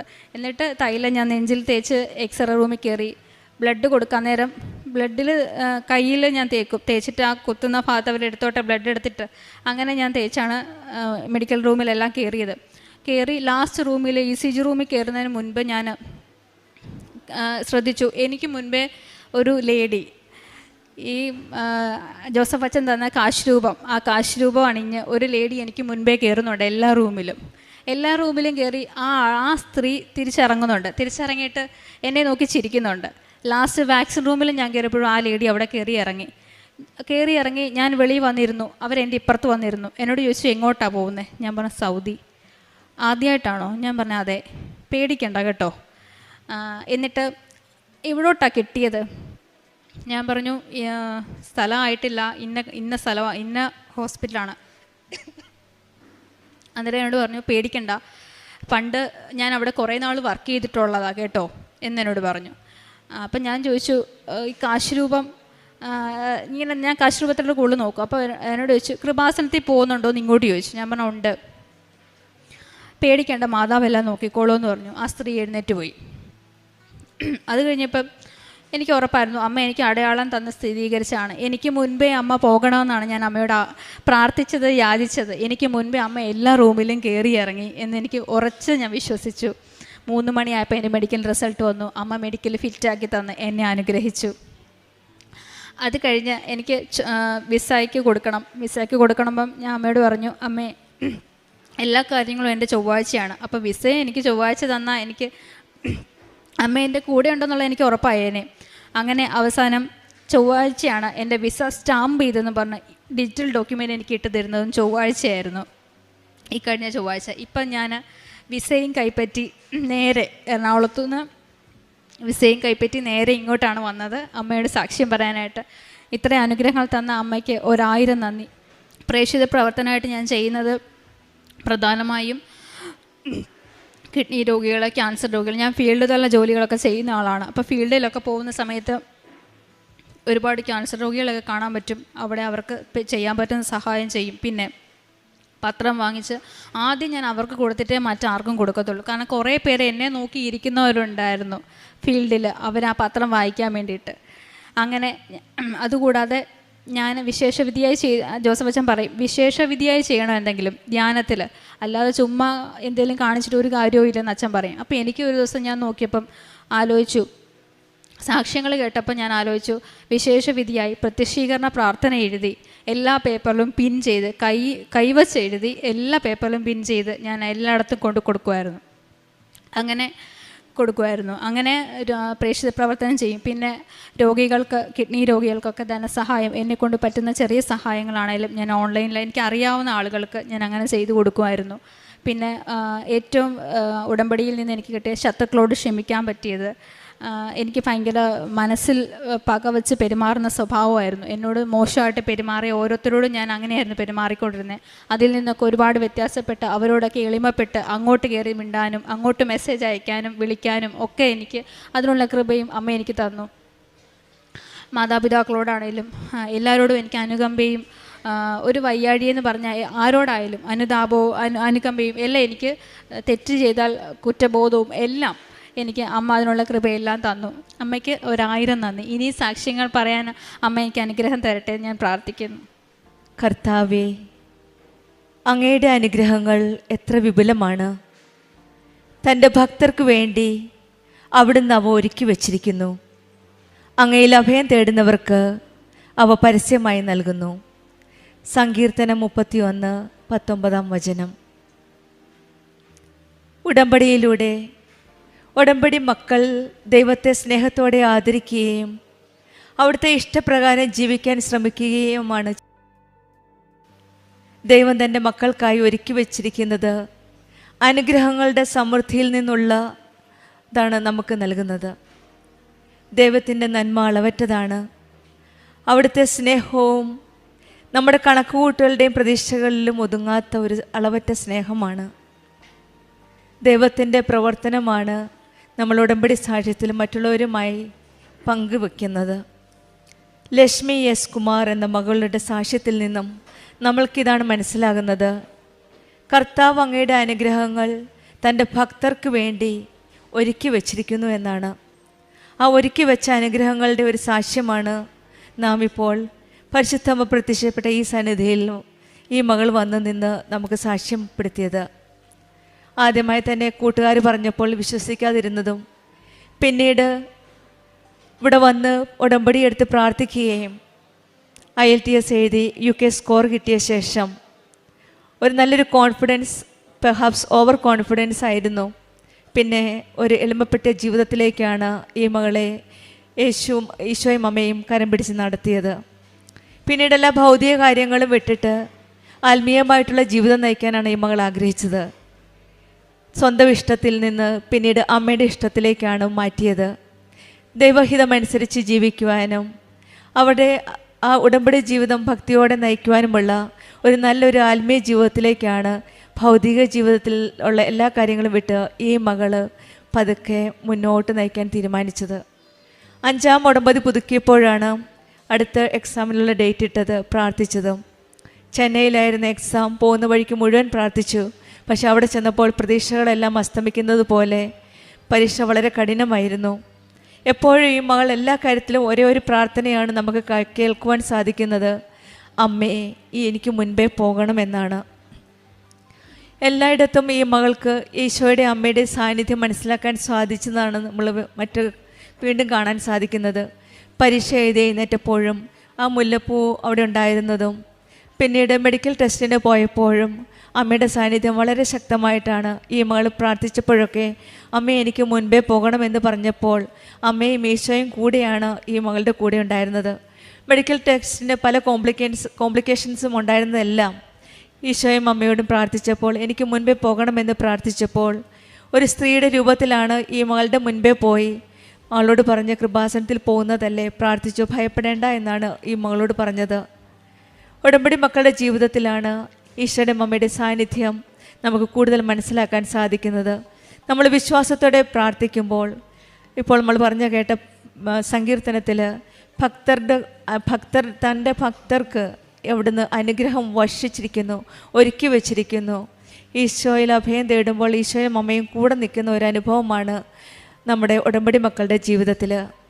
വിശേഷവിധിയായിട്ട് ഈ മകൾ പറഞ്ഞത്, പത്രത്തിൻ്റെ കൂടെ ഓരോ പത്രം കൊടുക്കുമ്പോഴും ആ പത്രത്തിൻ്റെ കൂടെ കൈവക്ഷരത്തിൽ എഴുതിയ പ്രത്യക്ഷീകരണത്തിൻ്റെ പ്രാർത്ഥനയാണ് ഈ മകൾ വിശേഷവിധിയായിട്ട് ചെയ്തത്.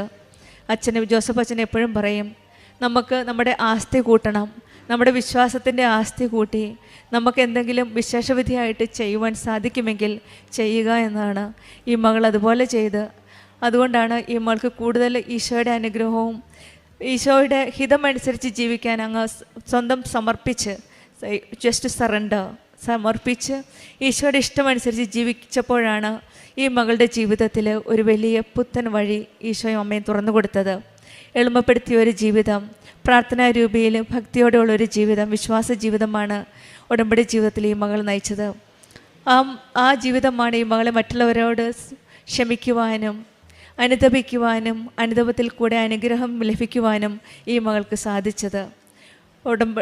ബൈബിൾ വചനങ്ങൾ പഠിക്കുകയും പ്രാർത്ഥിക്കുകയും എല്ലായ്പ്പോഴും സഞ്ചാരി മാതാവിൻ്റെ സാന്നിധ്യം ഈ മകളുടെ ജീവിതത്തിൽ മനസ്സിലാക്കാൻ സാധിച്ചതും ഈ മകൾക്കുള്ള ആസ്തിയാണ്. അതായത് ആത്മീയമായിട്ടുള്ള എളിമയായി താഴ്ന്നപ്പോഴാണ് ഈശോയും അമ്മയ്ക്കും ഈ മകളുടെ ജീവിതത്തിൽ കടന്നു ചെല്ലാൻ സാധിച്ചത്. നമുക്ക് നമ്മുടെ ജീവിതത്തിലെ ബുദ്ധിമുട്ടുകൾ എത്രയുണ്ടായാലും ഈശോയുടെ അമ്മയുടെയും കൂടെ നിന്ന് ഈശോയും അമ്മയും നമ്മുടെ നന്മയ്ക്കായാണ് എല്ലാം ചെയ്ത് ഒരുക്കി വച്ചിരിക്കുന്നതെന്ന് വിശ്വസിച്ച് നമുക്കും പ്രാർത്ഥിക്കാം. നമുക്കും ദൈവത്തിൽ ആശ്രയിച്ച് ഭക്തിയോടെ ഉടമ്പടി ജീവിതം നയിക്കാം. ദൈവത്തിൽ മുൻകൂട്ടി ഒരുക്കിയിരിക്കുന്ന മഹത്തായ നന്മയും അവനിൽ ആശ്രയിച്ചുകൊണ്ട് ഉള്ള നമ്മുടെ വിശ്വാസവും ഉറപ്പിക്കാം. ജീവനോടെ പ്രത്യക്ഷപ്പെട്ട പരിശുദ്ധ അമ്മയുടെ സംരക്ഷണവും നമ്മുടെ ജീവിതത്തിൽ അനുഭവിക്കുവാൻ നമുക്ക് സാധിക്കട്ടെ എന്ന് പ്രാർത്ഥിക്കാം. ലക്ഷ്മി എസ് കുമാറും അവർ കുടുംബത്തിനും ലഭിച്ച എല്ലാ അനുഗ്രഹങ്ങൾക്കും നമുക്ക് കരങ്ങളടിച്ച് ദൈവത്തെ മഹത്വപ്പെടുത്താം. യേശുവേ നന്ദി, യേശുവേ സ്തുതി. ദൈവനാമത്തിന് മഹത്വം ഉണ്ടാകട്ടെ. എൻ്റെ പേര് ജിസ്ന പയസ്. ഞാൻ മൈസൂരിൽ നിന്ന് വരുന്നു. ഞാൻ ഉടമ്പടി എടുത്തത് 2023 ഡിസംബറിലാണ്. ഞാൻ ഉടമ്പടി എടുക്കാനുണ്ടായ സാഹചര്യം എൻ്റെ മോളുടെ വിട്ട് മാറാത്ത അലർജിയും ചുമയും ജലദോഷവുമായിരുന്നു. അവൾക്ക് 5 വയസ്സുള്ളപ്പോൾ മുതൽ തുടങ്ങിയതാണ്. അവൾ ആഴ്ചയിൽ ഒരാഴ്ച ക്ലാസ്സിൽ പോയാൽ അവൾ ബാക്കി ഒരു 15 ദിവസം അവൾ ലീവായിരിക്കും. കാരണം അവൾക്ക് അത്ര സുഖം ഉണ്ടാകത്തില്ല. അവൾക്ക് ജലദോഷവും ചുമയും എന്നെല്ലാം പറയുമ്പോൾ രാത്രിയിലെല്ലാം വിട്ടുമാറാത്ത ചുമയാണ്. വീസിങ് പോലെ ചെറുതായിട്ട് സൗണ്ട് വരെ വരുന്ന ഒരവസ്ഥ. ഹൈപ്പർ ആക്റ്റീവ് എയർവേസ് ഡിസീസ് എന്നാണ് ഡോക്ടർ പറയുന്നത്. ഒരു പക്ഷേ വലുതാകുമ്പോൾ അവൾക്ക് അത് ഒരു ആസ്മ വരെയായി മാറാം. അങ്ങനെ ഒരു കണ്ടീഷനുണ്ടായി. പ്ലസ് അവൾക്ക് സ്കിൻ അലർജിയും. ആ കാരണം കൊണ്ടാണ് ഞാനിവിടെ വന്ന് ആദ്യമായിട്ട് ഉടമ്പടി എടുക്കുന്നത്. ഉടമ്പടി നിയമങ്ങൾ എഴുതിക്കൊണ്ടിരിക്കുമ്പോൾ തന്നെ എനിക്ക് പരിശുദ്ധ അമ്മയുടെ സുഗന്ധാഭിഷേകം ഉണ്ടായി. അത് കഴിഞ്ഞ് എൻ്റെ നെക്സ്റ്റ് ഡേ ഞാനിവിടെ കുർബാന കഴിഞ്ഞ് പുറത്ത് നിൽക്കുമ്പോൾ കൂടെ എനിക്ക് പരിശുദ്ധ അമ്മേൻ്റെ സുഗന്ധാഭിഷേകം ഉണ്ടായി. പിന്നെ ഉടമ്പടി എടുത്ത് ഞങ്ങൾ വീട്ടിൽ പോയി ആദ്യത്തെ 1 മാസം ഞാൻ പ്രാർത്ഥന മാത്രമായിരുന്നു. പ്രേക്ഷിത പ്രവർത്തനം അത്ര ഉണ്ടായിട്ടില്ല. പത്രം കൊടുത്തു, പക്ഷേ കാരുണ്യ പ്രവർത്തികൾ അത്ര ചെയ്യാൻ ഞാൻ ആക്ച്വലി മൈസൂരിൽ നിന്നായതുകൊണ്ട് എനിക്ക് അത്ര പുറത്തൊന്നും അങ്ങനെ പോയി ചെയ്യാൻ അത്ര അറിയില്ലായിരുന്നു. പിന്നീട് ഞാൻ ഫുഡെല്ലാം ആയിട്ട് പുറത്ത് പോയിട്ട് എനിക്കറിയാവുന്ന പോലെ ഞാൻ ചെയ്യാൻ തുടങ്ങി. അപ്പം തന്നെ പെട്ടെന്ന് തന്നെ എന്തായെന്ന് പറയുമ്പോൾ എൻ്റെ മോൾക്ക് ഒരുപാട് ഇമ്പ്രൂവ്മെൻ്റ് ആവാൻ തുടങ്ങി. പിന്നെ അവൾക്ക് സ്കിൻ അലർജി ഉണ്ടായി. ഒരു ടാബ്ലറ്റ് കഴിച്ചുകൊണ്ടുണ്ടായി. അവൾ മോണ്ടേറൽസി എന്ന് പറഞ്ഞുകൊണ്ട് ആ ടാബ്ലറ്റ് എല്ലാ ദിവസവും അവൾ കഴിക്കണമായിരുന്നു. കാലിനും തുടയിലും ഭയങ്കരമായിട്ട് ചൊറിയുമായിരുന്നു. അപ്പോൾ വിശുദ്ധ തൈലം ഉപയോഗിച്ച് ഞാൻ പ്രാർത്ഥിക്കുമായിരുന്നു. പക്ഷേ അത് കറക്റ്റായിട്ട് എനിക്കത് യൂസ് ചെയ്യാൻ പറ്റുന്നുണ്ടായിട്ടില്ല. എന്ന് പറയുമ്പോൾ അത് യൂസ് ചെയ്തിട്ട് എനിക്ക് അതിൻ്റെ ഫലം കിട്ടുന്നില്ല. ഞാൻ അച്ഛൻ്റെ ഉടമ്പടി ധ്യാനം കേൾക്കുമ്പോൾ അച്ഛൻ പറയും വിശ്വാസം, പ്രത്യാശ, സ്നേഹം ഇത് ഉപയോഗിച്ച് വേണം നമ്മളത് ഉടമ്പടി തൈലം നമ്മൾ ഉപയോഗിക്കാനെന്ന്. പക്ഷേ എനിക്കത് ചെയ്യാൻ പറ്റുന്നുണ്ടായിട്ടില്ല. ഞാനിപ്പോൾ മാതാവിനോട് കരഞ്ഞ് പ്രാർത്ഥിക്കുമായിരുന്നു. അങ്ങനെ ഞാൻ ഒരു ദിവസം കൊന്ത ചൊല്ലിക്കൊണ്ടിരിക്കുന്ന സമയത്ത് എനിക്ക് പരിശുദ്ധ അമ്മേൻ്റെ സുഗന്ധാഭിഷേകം ഉണ്ടായി. അപ്പോൾ തന്നെ ഞാൻ മുട്ടിൽ നിന്ന് പ്രാർത്ഥിക്കുമ്പോൾ എനിക്ക് തോന്നി ഈ സമയത്ത് ഞാൻ തൈലം ഉപയോഗിച്ച് പ്രാർത്ഥിച്ചാൽ എന്തായാലും എൻ്റെ മോൾക്ക് സുഖമാവുമെന്ന്. ആ സമയത്ത് തന്നെ ഞാൻ പെട്ടെന്ന് ഉറങ്ങുമായിരുന്നു. ഞാൻ തൈലം കൊണ്ടുപോയിട്ട് മോളുടെ കാലിലും തുടയിലും എല്ലാം വിശുദ്ധ കുരിശ് വരച്ച് ഞാൻ പ്രാർത്ഥിച്ചു. പിന്നീട് നെക്സ്റ്റ് ഡേ നോക്കുമ്പോൾ അവൾക്ക് ചൊറിച്ചിലില്ല. അത് കഴിഞ്ഞ് നോക്കുമ്പോൾ ഇല്ല. പിന്നെ ഞാൻ ടാബ്ലറ്റ് സ്റ്റോപ്പ് ചെയ്തു. ഒരു കുഴപ്പമില്ല. അങ്ങനെ കുറച്ച് ദിവസങ്ങൾ കഴിഞ്ഞപ്പോൾ പ്രേക്ഷിത പ്രവർത്തനവും ഞാൻ നന്നായി ചെയ്യാൻ തുടങ്ങി. കാരുണ്യ പ്രവർത്തികൾ നന്നായി ചെയ്യാൻ തുടങ്ങി. എൻ്റെ മോൾക്ക് കംപ്ലീറ്റായിട്ട് സുഖമായി. ഇപ്പോൾ അവൾക്ക് 9 വയസ്സായി. അലർജിയോ ഒരു പ്രശ്നങ്ങളുമില്ല. അവളുടെ റിപ്പോർട്ടുണ്ട്, കംപ്ലീറ്റ് ഓക്കെയാണ് അവൾ. അങ്ങനെ ഇരിക്കുമ്പോൾ എനിക്ക് അടുത്തതായിട്ട് രണ്ടാമത് ഞാൻ നിയോഗം വെച്ചത്, എൻ്റെ ആദ്യത്തെ ഉടമ്പടി നിയോഗം ഈശോയ്ക്ക് ഇഷ്ടപ്പെട്ട മകളായി എന്നും ജീവിക്കണമെന്ന് തന്നെയായിരുന്നു. രണ്ടാമത്തെ നിയോഗമാണ് എൻ്റെ മോളുടേത് വെച്ചത്. മൂന്നാമത് ഞാൻ വെച്ചത് സ്ഥലം സെയിലാവാൻ വേണ്ടിയിട്ടായിരുന്നു. അതായത് എൻ്റെ വീട്ടിലെ, അതായത് ഞങ്ങൾ 2 പെൺകുട്ടികളെ വിവാഹം കഴിച്ച് വിട്ട ശേഷം പപ്പയ്ക്കും മമ്മിക്കും നല്ല ബുദ്ധിമുട്ടുണ്ടായി. അങ്ങനെ ഇരിക്കുന്ന സമയത്താണ് സ്ഥലം സെയിലാവണം എന്നാണ് ഞാൻ നിയോഗം വെച്ചത്. ഞാൻ കാരുണ്യപ്രവൃത്തി ചെയ്യാൻ തുടങ്ങിയപ്പോൾ എന്നെ കൊണ്ടാവുന്നത് പോലെയൊക്കെ ഞാൻ ചെയ്യാൻ തുടങ്ങി കഴിഞ്ഞപ്പോൾ 5 സെൻറ്റ് സ്ഥലം ഞാൻ ഉടമ്പടി എടുത്ത് 1.5 മാസത്തിൽ സെയിലായി. അപ്പോൾ മമ്മിയും, അപ്പം അവർക്ക് വരാൻ പറ്റാതിരുന്ന പൈസേൻ്റെ ബുദ്ധിമുട്ട് കൊണ്ട് തന്നെയായിരുന്നു. ആ സ്ഥലം ആ പൈസ കിട്ടിക്കഴിഞ്ഞപ്പോൾ പപ്പയും മമ്മി ഇവിടെ വന്നു. മമ്മി ഉടമ്പടി എടുത്തു. മമ്മി ഉടമ്പടി എടുത്ത് ഒരു 10 ദിവസവും, അതായത് ഞാൻ ഉടമ്പടി എടുത്തിട്ട് 2.5 മാസവും മമ്മി ഉടമ്പടി എടുത്തിട്ട് 10 ദിവസം ഉള്ളപ്പോൾ 50 സെൻറ്റ് സ്ഥലം. അതൊരു വലിയ അത്ഭുതമാണ്. 6-7 വർഷമായിട്ട് നടക്കാണ്ടിരുന്ന ഒരു കാര്യമാണ്. വെറും 10 ദിവസം മമ്മി ഉടമ്പടി എടുത്തിട്ടും ഞാൻ എടുത്തിട്ട് ഒരു 2 മാസം കൊണ്ടും സെയിലായത്. അതിൽ നിന്ന് ഞങ്ങൾക്കും ഒരു നല്ലൊരു ജീവിതം ഉണ്ടായി. പിന്നെ എൻ്റെ ഹസ്ബൻഡിന് ആക്ച്വലി യൂറിക് ആസിഡിൻ്റെ കംപ്ലയിൻ്റ് ഉണ്ടായിരുന്നു. യൂറിക് ആസിഡ് ആക്ച്വലി കൂടുതലായിരുന്നു. ഒരു ഗുളിക കഴിച്ചുകൊണ്ടുണ്ടായി. അപ്പോൾ ഡോക്ടർ പറഞ്ഞത് ലൈഫ് ലോങ് ഇത് കഴിക്കേണ്ടി വരുമെന്നാണ്. ആദ്യം പറഞ്ഞു മാറുമെന്ന് പറഞ്ഞു. പിന്നെ പറഞ്ഞു ഇല്ല, ഇത് ലൈഫ് ലോങ് കഴിക്കേണ്ടി വരുമെന്ന്. ഞങ്ങൾ ഒരുമിച്ച് കാരുണ്യപ്രവൃത്തി ചെയ്യാൻ തുടങ്ങി കഴിഞ്ഞപ്പോൾ ഹസ്ബൻഡിൻ്റെ യൂറിക് ആസിഡ് നോർമലായി. 6.8 ഉണ്ടായിരുന്നു, ഇപ്പോൾ 5.6 ഉള്ളൂ. ഇപ്പോൾ ടാബ്ലറ്റ് ഒന്നുമില്ല. ഇതെല്ലാം മാതാവിൻ്റെ ഒരു വലിയ അനുഗ്രഹമാണ്. പിന്നെ എനിക്ക് ഈശോനെ മാതാവിനെ ഒരുപാട് പ്രാവശ്യം സ്വപ്നം കാണാൻ പറ്റിയിട്ടുണ്ട്. അത് തന്നെയാണ് എനിക്ക് ഏറ്റവും വലിയൊരു അനുഗ്രഹമായിട്ട്. ഞാനിപ്പോൾ ഉടമ്പടി പുതുക്കുന്നത് തന്നെ, ഞാൻ മൈസൂരായതുകൊണ്ട് എനിക്ക് ആക്ച്വലി ഞാൻ 2023 ഉടമ്പടി എടുത്തിട്ട് പിന്നെ എനിക്ക് പുതുക്കാൻ പറ്റിയിട്ടില്ല. ഞാൻ ഓൺലൈനിലാണ് ഉടമ്പടി പുതുക്കിക്കൊണ്ടുണ്ടായിരുന്നത്. ഇന്നാണ് ഞാൻ വീണ്ടും ഉടമ്പടി പുതുക്കുന്നത്. അപ്പോൾ ഞാനിപ്പോൾ ഉടമ്പടിയിൽ എനിക്ക് ഏറ്റവും വലിയ ആഗ്രഹം ഈശോനെ മാതാവിനെ സ്വപ്നം കാണണം എന്നൊരു ആഗ്രഹത്തോടുകൂടി ഞാനിപ്പം ശരിക്കും ഉടമ്പടി പുതുക്കുന്നത്. പിന്നെ കാരുണ്യപ്രവൃത്തികൾ ഞാൻ ചെയ്യുന്നത് ഞാൻ പോകുന്ന ആ സ്ഥലങ്ങളിലൊക്കെ ആഴ്ചയിൽ 2 പ്രാവശ്യം ഞാൻ ഫുഡ് ആക്കിയിട്ട് കൊടുക്കും. പ്ലസ് അവർക്ക് സാമ്പത്തികമായിട്ട് സഹായിക്കും. പിന്നെ പുതിയ ഡ്രസ്സ്, ചെരുപ്പ്, അങ്ങനെ എന്നെക്കൊണ്ടാവുന്നത്, എനിക്ക് ജോലിയൊന്നുമില്ല എന്നാലും എനിക്കാവുന്നത് പോലെയൊക്കെ ഞാൻ അവർക്ക് സഹായിക്കും. ഇത്രയെല്ലാം അനുഗ്രഹം തന്ന പരിശുദ്ധ അമ്മയ്ക്കും ഈശോയ്ക്കും ഞാൻ നന്ദി പറയുന്നു. വിശുദ്ധ യോഹന്നാൻ്റെ സുവിശേഷം 6-ാം അധ്യായം 44 മുതൽ 45 വരെയുള്ള തിരുവചനങ്ങൾ. എന്നെ അയച്ച പിതാവ് ആകർഷിച്ചാലല്ലാതെ ഒരുവനും എൻ്റെ അടുക്കിലേക്ക് വരാൻ സാധിക്കുകയില്ല. അന്ത്യദിനത്തിൽ അവനെ ഞാൻ ഉയർപ്പിക്കും. അവരെല്ലാവരും ദൈവത്താൽ പഠിപ്പിക്കപ്പെട്ടവരാകുമെന്ന് പ്രവചന ഗ്രന്ഥങ്ങളിൽ എഴുതപ്പെട്ടിരിക്കുന്നു. ഈശോ തന്നെയാണ് ഉടമ്പടി ജീവിക്കുവാൻ നമ്മെ പഠിപ്പിച്ചുകൊണ്ടിരിക്കുന്നത്. പിതാവിനാൽ ആകർഷിക്കപ്പെട്ടുകൊണ്ടാണ് നാം എല്ലാവരും ഇവിടേക്ക് വരുന്നത്.